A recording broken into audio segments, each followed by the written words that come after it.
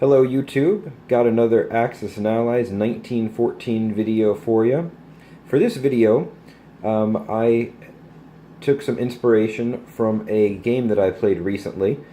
In fact, I played it with a few friends of mine, and I was the Central Powers. I was Germany, my ally was Austria-Hungary and the Ottomans as well.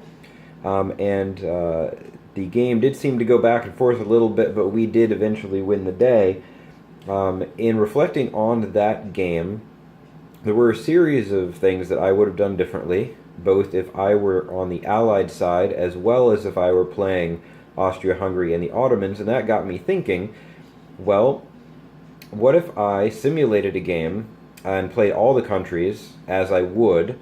How would that turn out? And I went into it thinking that things would basically be a draw.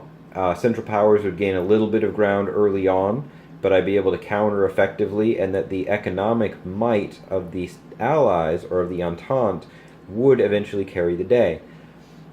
I was surprised to find that I was able to do quite well and ended up winning the game as the Central Powers, despite the fact that I had even been able to knock the Ottomans into economic collapse very early in game.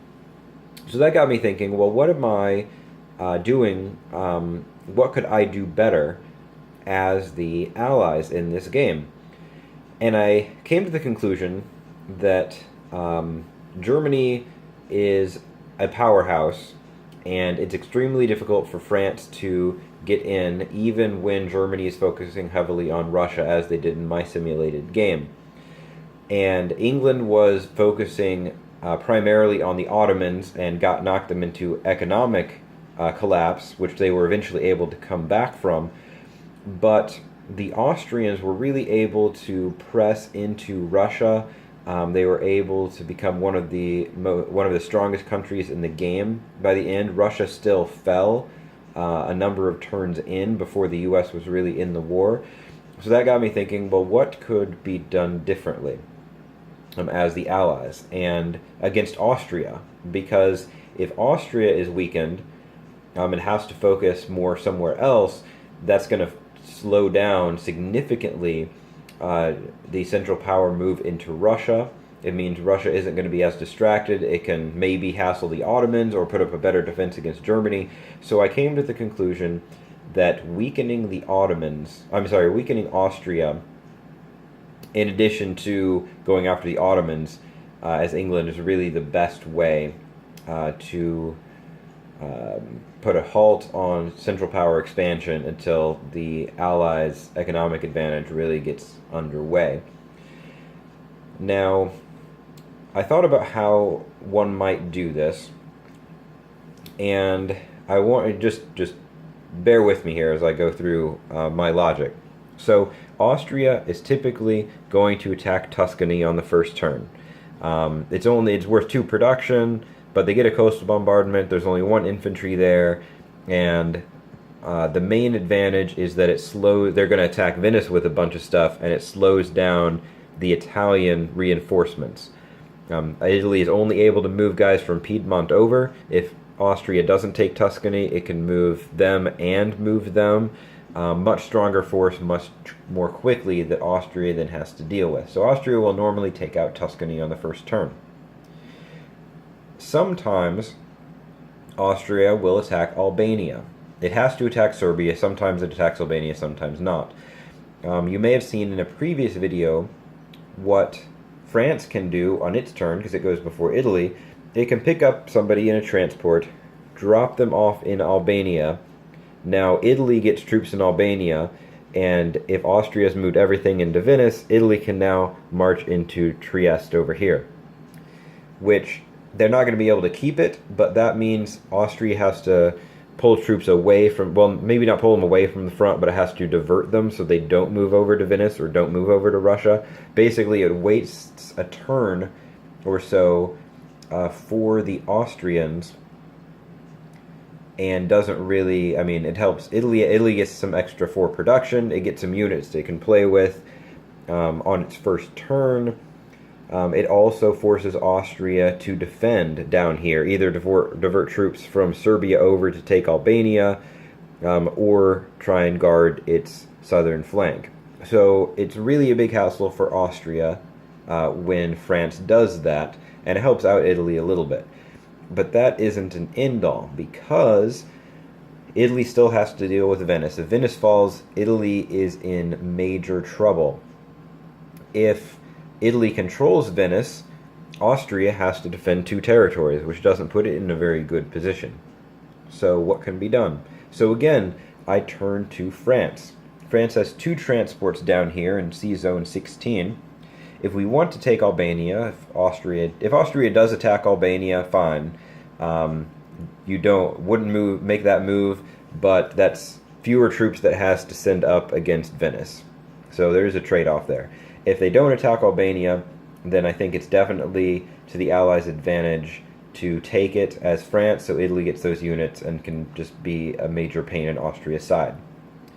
Regardless, there's at least one transport over here if you need one for Albania, two transports if you're not going to attack Albania, and you have two infantry down here, and because this is a Allied seaport, these sea units get three movements, because this is tournament rules. So they can come over here to 14, pick up the infantry in Morocco, 2, 3.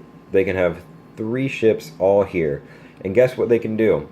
Whether we devote 1 infantry to Albania, or Austria's taken Albania, and we don't do that, we could then devote...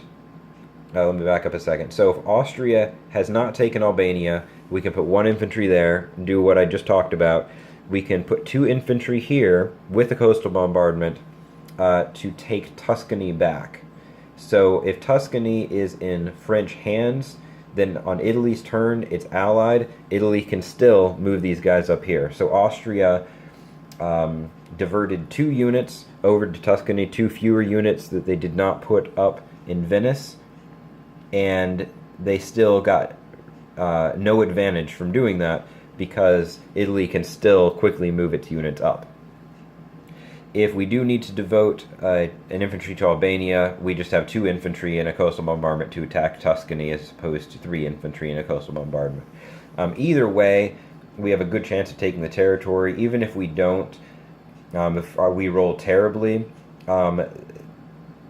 that's still some units there. If Italy has to move in and take Tuscany, on our second turn as France, we can move the units here into Venice and just have them reinforce and defend, which is going to mean that we can shovel units over much more quickly. From Burgundy, in a single turn, we can get to Venice as long as we have some Allied unit or some French unit in Venice if it's being contested. If for some reason Austria doesn't attack, then we can double move into there on the very first turn, but that's incredibly unlikely that would happen. So Austria now gets bogged down for a turn or so over here in Trieste. It has the full force of Italy on top of it all at once in Venice on Italy's first turn, and there are a couple French units over there as well. Now, we can put some icing on the cake by doing one of 2 things. We can either always make sure there's an infantry or 2 with an artillery or 2, paired together down in Marseille, load up transports. Let's say all the transports in here, 1, 2. We can unload them in Albania, threaten Austria this way, just as Italy is threatening them over here. Or we can have units in Burgundy and just start moving them along here to help in Venice and push the Austrians back. Now, obviously, we don't want to divert too much away from the German front. Really, just a couple of units per turn is the most that I would recommend. If it looks like Germany is going after a French first strategy, we'd want to rethink that. We wouldn't want to divert anything really away from the Western front. Typically, Germany will go after Russia, and if you see that Germany is doing that and just sending the normal forces over west, which normally they'll send something, maybe attack in Belgium and reinforce a little bit, but if you see them doing certain movements, it's to your advantage to say, okay, let's mess with Austria. Germany's heart really isn't into it. You just want to pay very close attention and make sure that Germany is predominantly focusing east. Because if they're focusing on you, then, you know, that's a problem for many reasons if we divert forces away. But in that case, Russia is going to be stronger because it isn't going to have to deal with the combined might of Germany and Austria, and it won't be as important for us to really mess with Austria in that type of scenario. So I hope this made sense. I hope you enjoyed this video. I'm going to get a couple more posted. There are 2 more that that I plan on doing. I had a request to make a video about tanks and how they might be used, and then I want to do 1 more of my second look video. So that would be, let's see, that'd be the Ottomans that we would be on.